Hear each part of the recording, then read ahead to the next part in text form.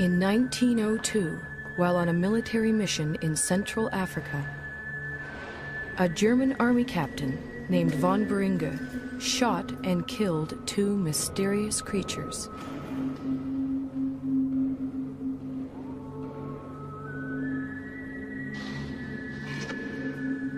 He then sent the skull and bones of one of them back home to Germany.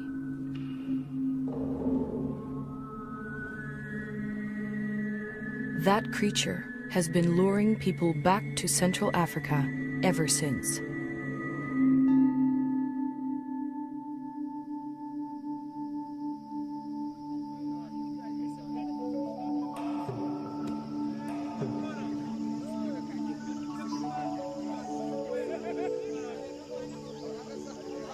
In 1921, American naturalist Carl Akeley made his way to the gorilla's ancestral home. The Virunga volcanoes, in what was then the Belgian Congo. Akeley brought a movie camera to document his visit, and a little girl to help prove Africa wasn't such a dark continent.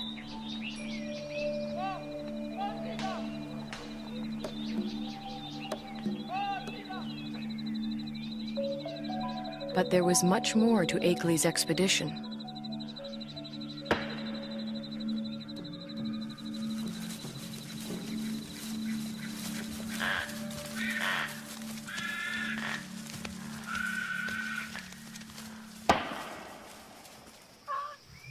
Akeley had come to collect mountain gorilla specimens for exhibit in New York.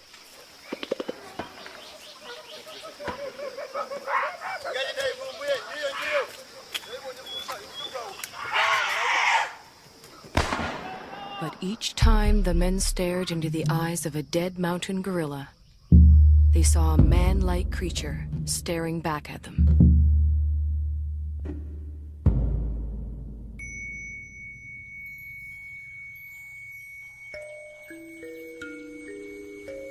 Akeley decided the killing must end. He urged Belgium's King Albert to make a permanent sanctuary of the gorilla's home.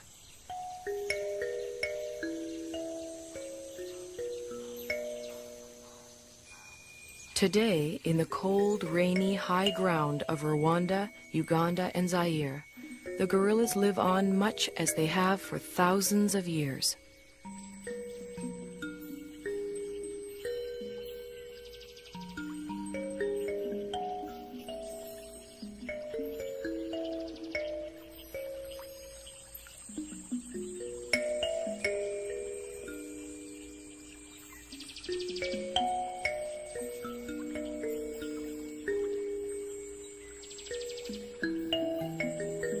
Only now their mountain home is tiny and isolated, pressed in on all sides by people and farmland.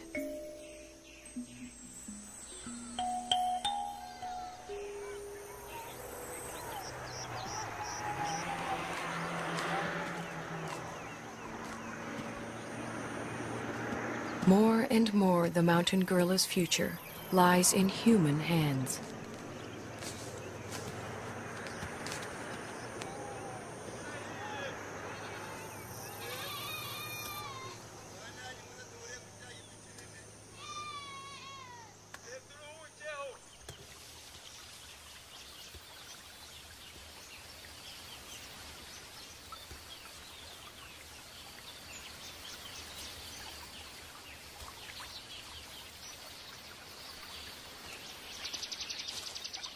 American field biologist George Schaller was the first person to study mountain gorilla behavior.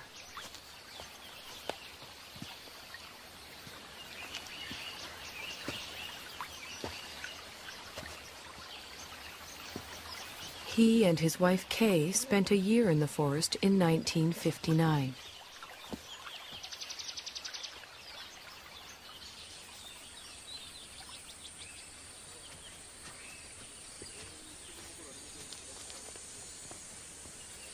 A number of other scientists have followed, among them current director of the Karasoke Research Center, Diane Doran. Hi. Hi. You made it. Good to see you. Hi. Hi, nice to see you. You made it just in time. The patrol's going out, and I was going out to see gorillas in Jarabaguisa. Would you like to come along? Wonderful. Great. Okay. Tugende. Tendaguiza.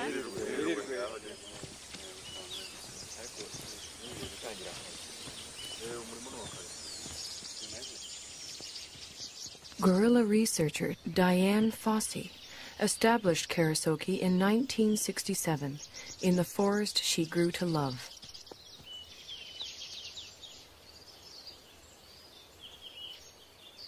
For Schaller, too, the forest became an enchanted place.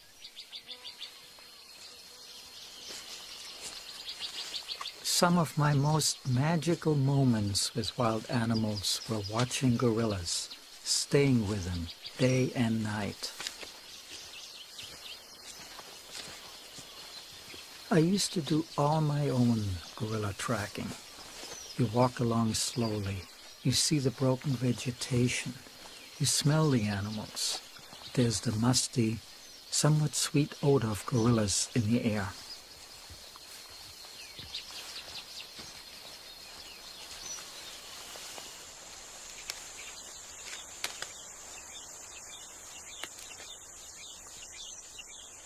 When you follow them hour after hour, you adapt to their rhythm of doing things. You move at their speed. You start thinking at their speed, almost. And that is a lovely feeling for a biologist, to seemingly enter into the lives of the animals without disturbing them.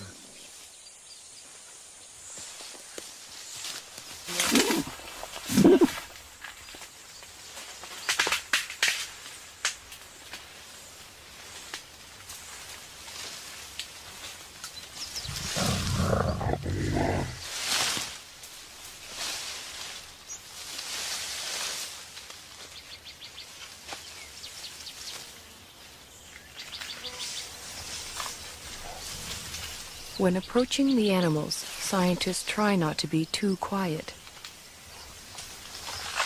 Mountain gorillas like to know when people are near.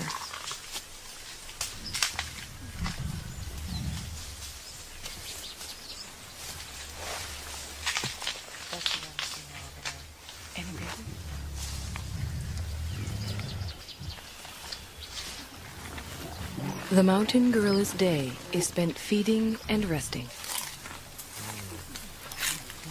Feeding and resting, and feeding some more.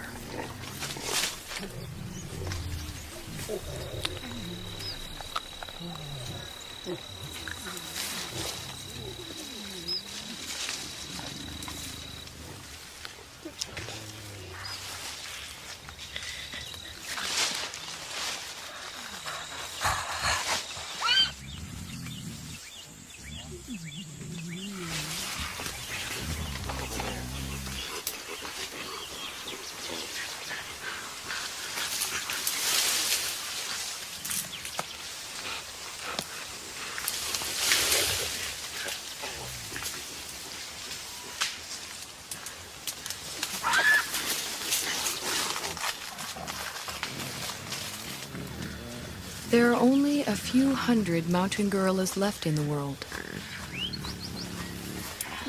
Most live as part of a family.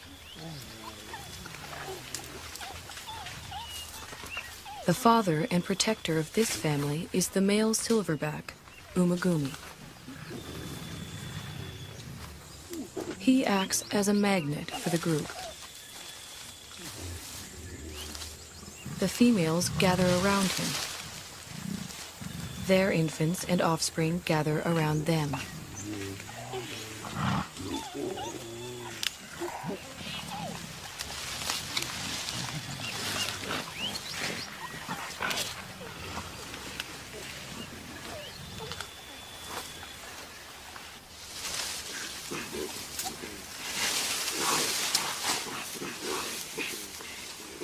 Mountain gorillas are social animals. The closeness begins in infancy. Rarely, if ever, does a mountain gorilla mother let her baby out of her sight.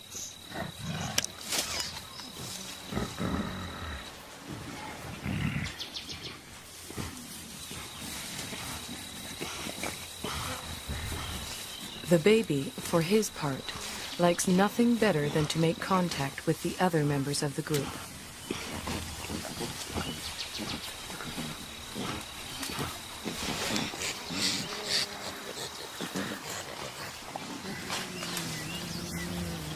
Even when they spread out to begin their daily search for food, the gorillas continue to communicate with one another.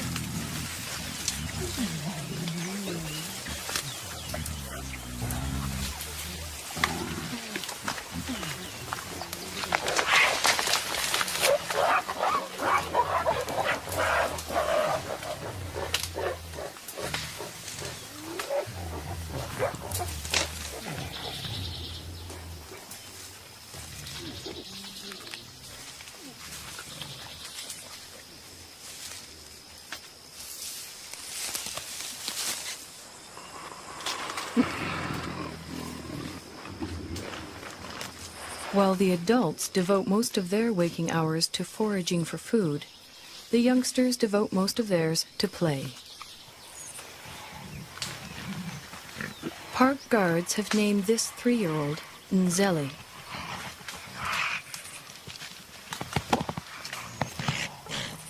They call his friend Imvura.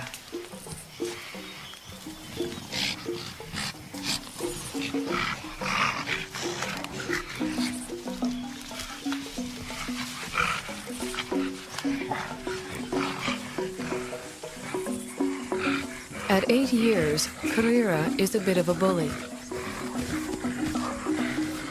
Mashushwe is only 4.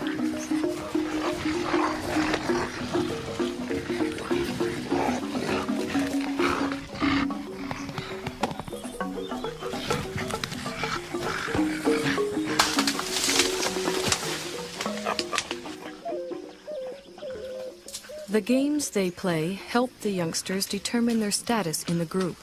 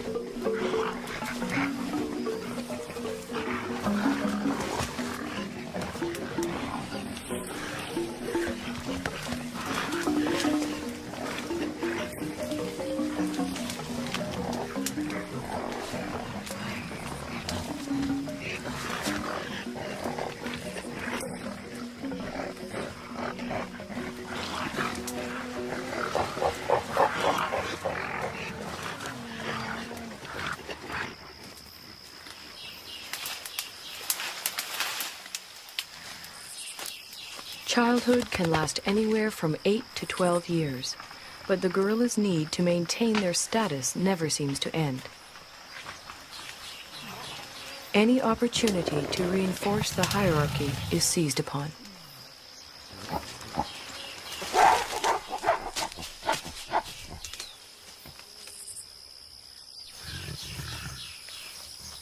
Then comes young adulthood.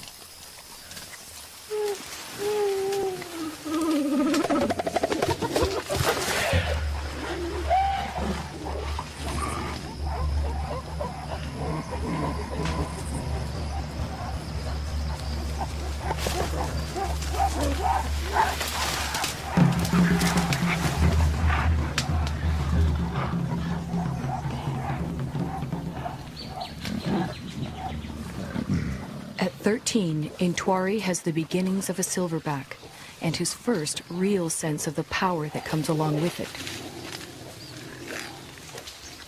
He also has a dedicated young male follower.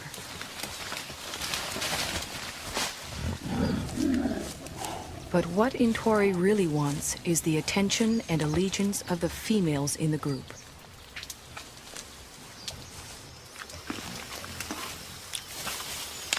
Umugumi doesn't seem too threatened by Intwari's advances towards the females. Well over 400 pounds, the dominant male silverback could easily discipline the younger one, or throw him out of the group altogether. For now, Umugumi seems content to focus on the local vegetation, of which he eats some 50 pounds a day.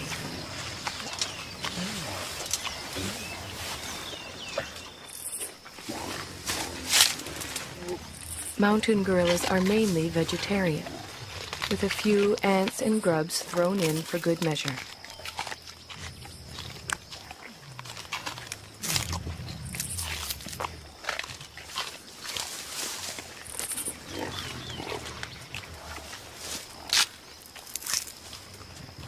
Their staple diet includes a bitter, stinging mixture of thistles, nettles, goosegrass, bamboo, and wild celery.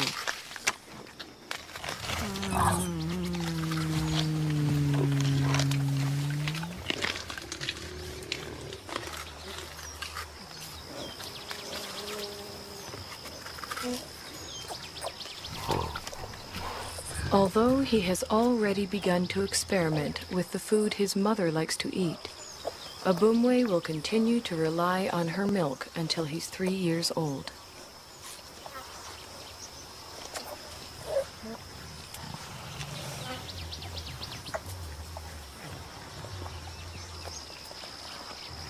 By the time he's 4, Abumwe will be strong enough to forage on his own.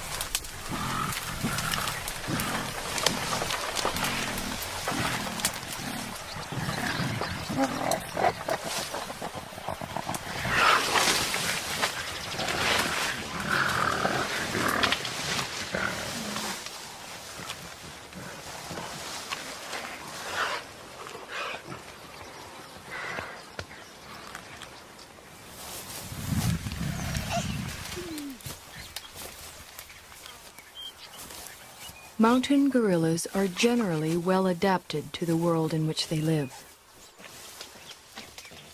But however idyllic their home may appear, for the youngsters in the group, the mountains hold many perils. Many newborns simply don't survive.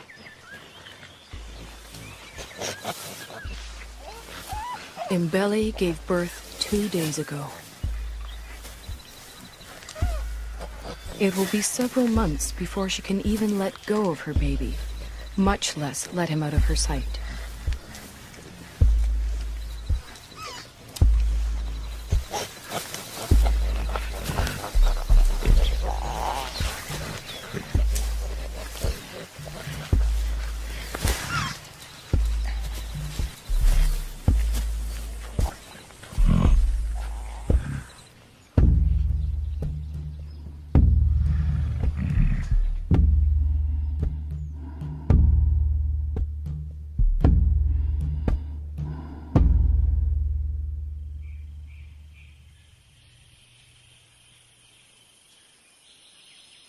The mountain gorillas are more vulnerable than they know.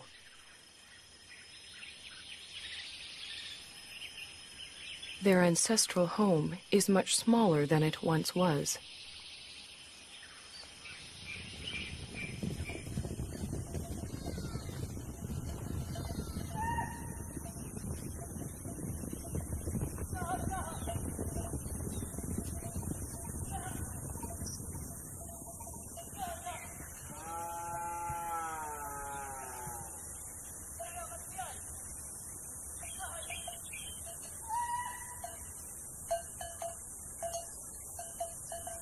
All around them, human activity is increasing.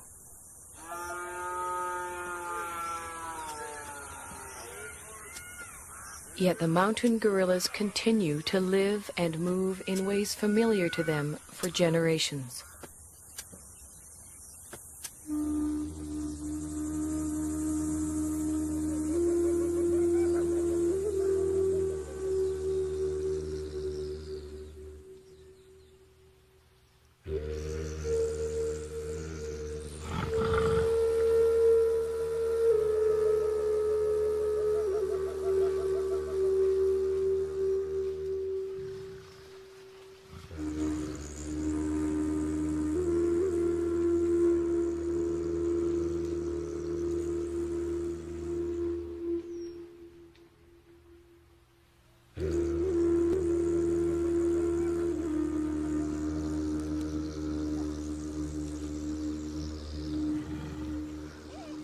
They do not distinguish between thistles and meadows that are inside the park and thistles and meadows that are outside it.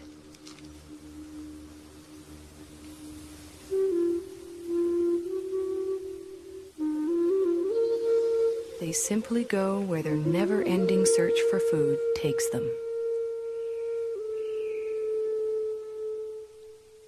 Only now they find others there.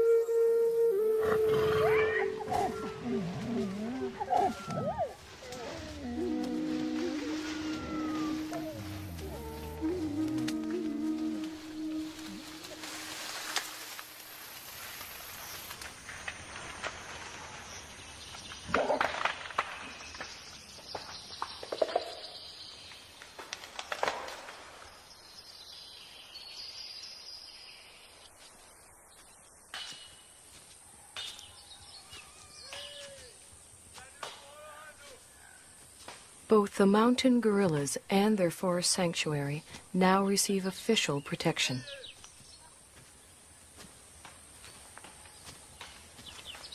Park guards and anti-poaching patrols go to the forest every day.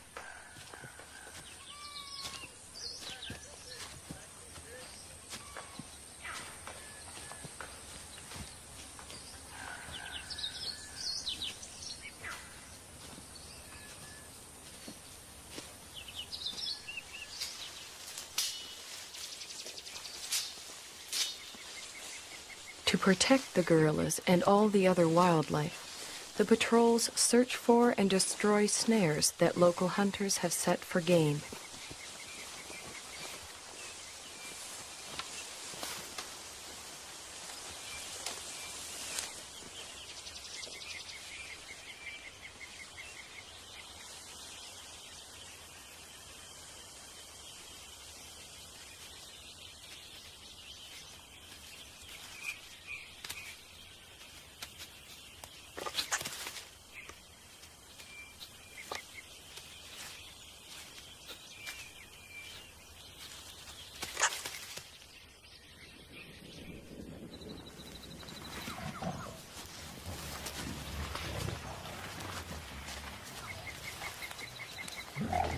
The guards search the forest, checking on the guerrillas' whereabouts and welfare.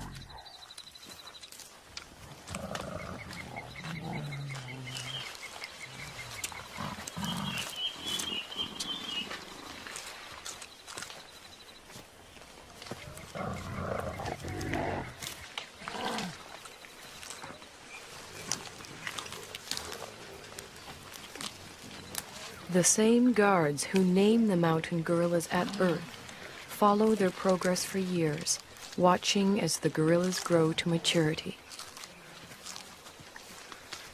Over time, a close relationship develops, a bond between the animals and the men.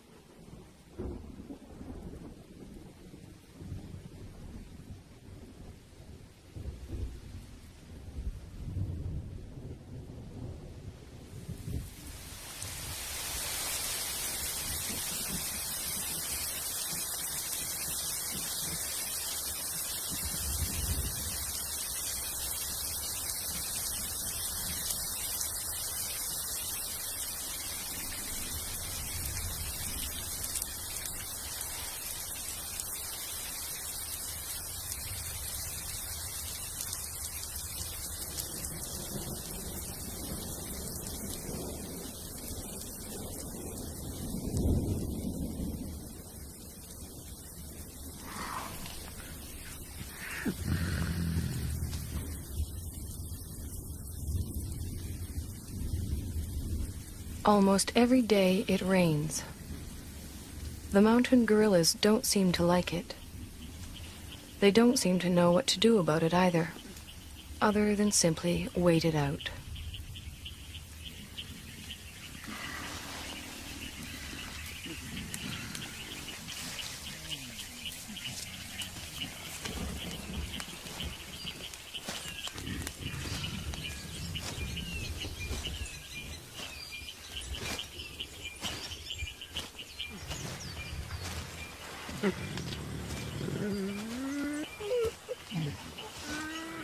At least the rain provides them with a rich supply of food.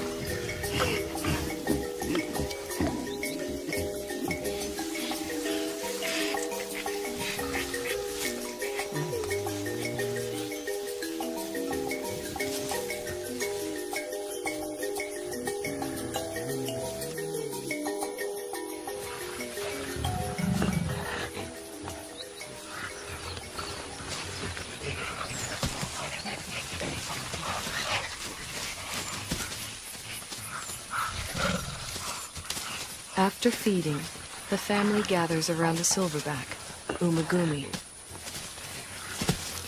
While the adults rest, the youngsters play.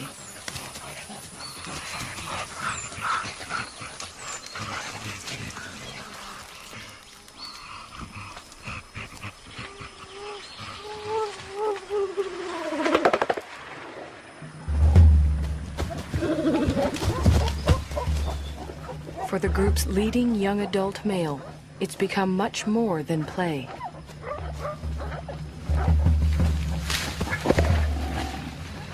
Left unchecked, Intwari's newfound strength could eventually tear the group apart.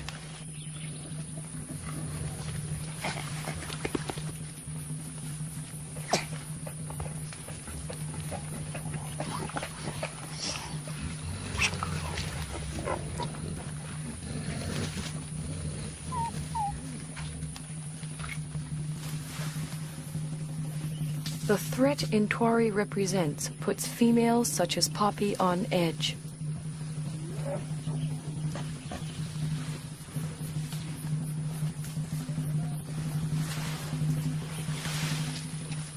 Determined to get some kind of reaction from the others, Intwari bites into an inedible plant and contemplates his next move.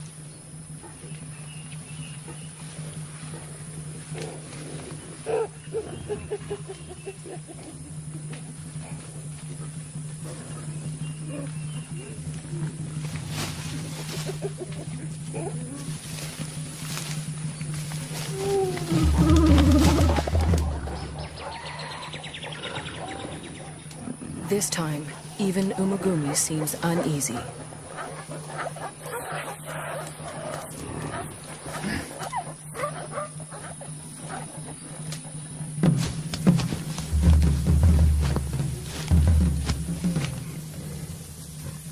Intwari is presenting himself as their new leader, but the females don't see it that way.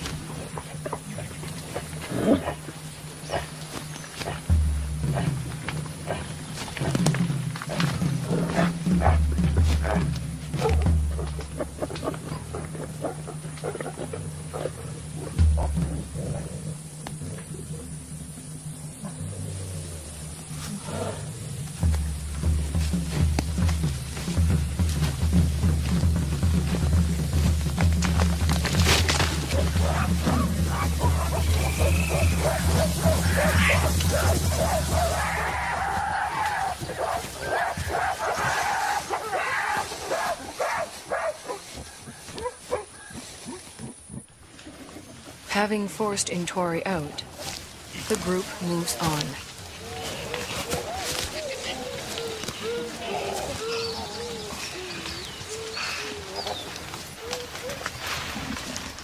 Before she joins them, Poppy, still vibrating with excess energy, vents it on the first young male she can find.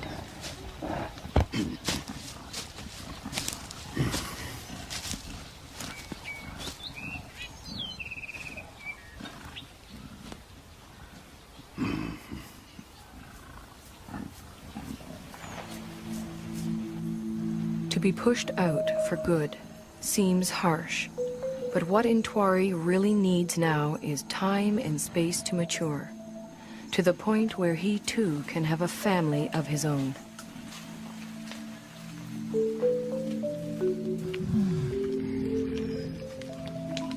The next few years are critical for Intwari. They are also critical for all the other mountain gorillas.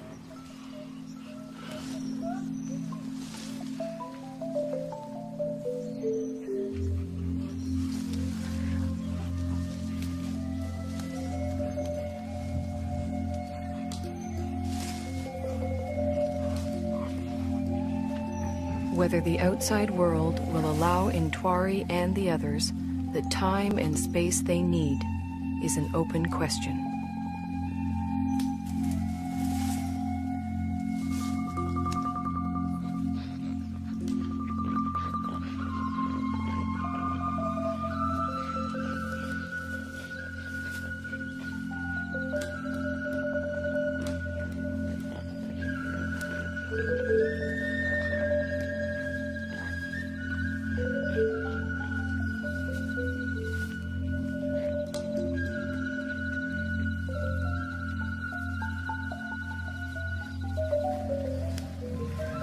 One thing is certain.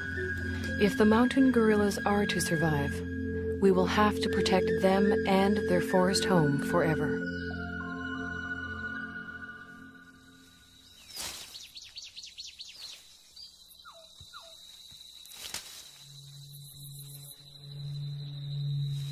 If we ever turn our backs, they'll be gone.